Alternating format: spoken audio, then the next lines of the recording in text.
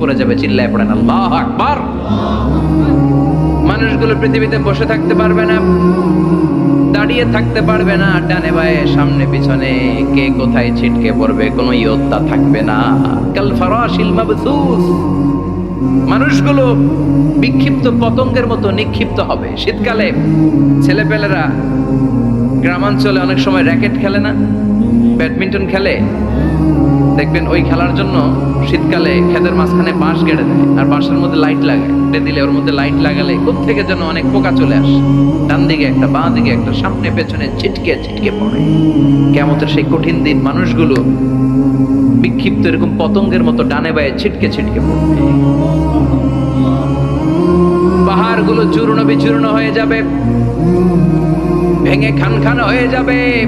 তুলাকে ধ্বনিত করলে তুলা যেমনি ধ্বনিত হয়, তুলার মাঝখানে লাঠি দিয়ে পেটালে, তুলাকে পাতলা করার জন্য, আরামদায়ক করার জন্য, মোটা বানানোর জন্য যখন লাঠি দিয়ে ধ্বনিত করা হয়, দেখবেন সামান্য তুলার ধুলিকণা ছিটেকণা বাতাসের মধ্যে শূন্যে ভাসে। ফু মারলে আরো দূরে যায়, ফু মারলে আরো দূরে যায়। বাতাসের ছাপটা ওইটা কোথায় যে চলে যায় কেউ জানে না। পৃথিবীর বড় বড় সাইজের পাহাড়গুলো সেদিন এই তুলার মতো, তুলা যেমনি বাতাসে ধ্বনিত হয়, পাহাড়গুলো সেদিন তুলার মতো বাতাসে ধ্বনিত হতে থাকবে। চিল্লায় কোন আল্লাহু আকবার। এই পৃথিবীর সবচেয়ে বড় পাহাড়ের নাম মাউন্ট এভারেস্ট। ওই পাহাড়টা সেদিন আল্লাহ যখন একটা ছাগলে দিবে, পৃথিবীটারে ভেঙে খান খান হয়ে যাবে, টুকরা টুকরা হয়ে যাবে, তুলার মতো বাতাসে ধ্বনিত হতে থাকবে। ইউরোপের সবচেয়ে বড় পাহাড়ের নাম হচ্ছে আল্পস পর্বতমালা। পুরো মাউন্টেন রেঞ্জটা ভেঙে চুরমার হয়ে যাবে, ধূলিকণা হয়ে যাবে। আমেরিকার সবচেয়ে বড় পাহাড়ের নাম আলাস্কা মাউন্টেন রেঞ্জ। অ্যাটলাস বা ম্যাপ নিয়ে যাদের পড়াশোনা আছে দেখবেন ইউনাইটেড স্টেটস অফ আমেরিকা, এখানে নর্থ আমেরিকার পাশে বড় করে লেখা আলাস্কা, পুরোটাই পাহাড়, আমেরিকার সবচেয়ে উঁচু পাহাড়। এই পাহাড়গুলো সেদিন ভেঙে টুকরা টুকরা হয়ে যাবে। এজন্য আল্লাহ বললেন ইযা যুলজিলাতিল আরদু জিলজালাহা ওয়া আখরাজাতিল আরদু আসকালাহা ইযা রুজ্জাতিল আরদু রাজ্জান ওয়া বুসাতিল জিবালু বাসসা। সেদিন যখন আল্লাহ একটা ভূমিকম্প তৈরি করবে, পৃথিবীটাকে যখন নাড়িয়ে দিবে, কাঁপিয়ে দিবে, একটা পাহাড়ও টিকবে না, সবগুলো পাহাড় তুলার মতো ধ্বনিত হতে থাকবে, ছিন্ন বিচ্ছিন্ন হয়ে ডানে বায়ে ছিটকে পড়বে। চন্দ্র সূর্য আলো থাকবে না, মানুষের চোখগুলো ছানা পড়া হয়ে যাবে।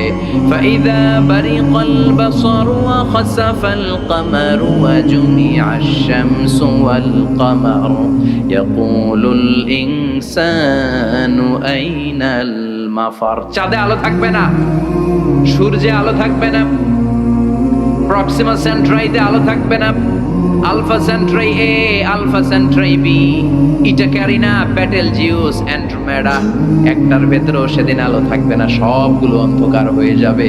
সাগরের পানির মধ্যে সেদিন দাও দাও করে আগুন জ্বলবে। সেই দিনটার নাম হচ্ছে আল কারিআ। মাল ওমা আদরাকা মাল। মানুষগুলো পাগল হয়ে যাবে। কেউ থাকবে তখন টয়লেটে, ইমাজিন কেমন ভাবে আল্লাহ নকশা এঁকেছেন। কেউ থাকবে টয়লেটে,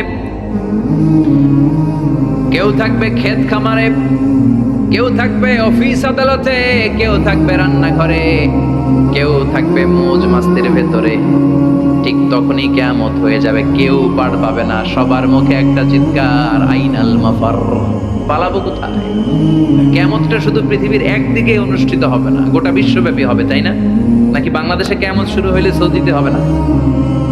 হ্যাঁ, আমেরিকাতে হবে না, সুইজারল্যান্ড, ইন্দোনেশিয়া, অস্ট্রেলিয়া, গোটা বিশ্বব্যাপী একসাথে কিয়ামতের ভয়ঙ্কর দৃশ্যের অবতারণা ঘটবে। চিল্লা এখন ঠিক কিনা? মা তার ছেলেরে চিনবে না,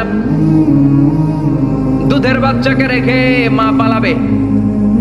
দুধের বাচ্চা, যে বাচ্চা দুধ খায়, ব্রেস্ট ফিডিং বেবি, এই বাচ্চাটা রেখে মা কোনো দিকে যায়, ডানে বায়ে কোথাও সরতে চায় না, ব্যথানি পায়, কষ্টনি পায়। এই দুধের বাচ্চাটারে ধাক্কা মেরে মা দিবে তো, তাহলে কি ভয়ঙ্কর ঘটনা সেদিন ঘটবে। 3 মাসের 4 মাসের পেটের ভেতরে অপরিপক্ক বাচ্চা, এখনো পরিপূর্ণ হয় নাই, হাত বা ভালোভাবে গজায় নাই, ছোট্ট একটা গোশতের টুকরা। হসপিটালে এরকম যতগুলো নারী থাকবে, কিয়ামতের ভীতিকর অবস্থা দেখে মুহূর্তের মধ্যে সব অপরিপক্ক বাচ্চাগুলো ডেলিভারি হয়ে যাবে। এক ধাক্কায় 3 মাসের বাচ্চাটার হাত পা গজায় নেই এখনো ঠিক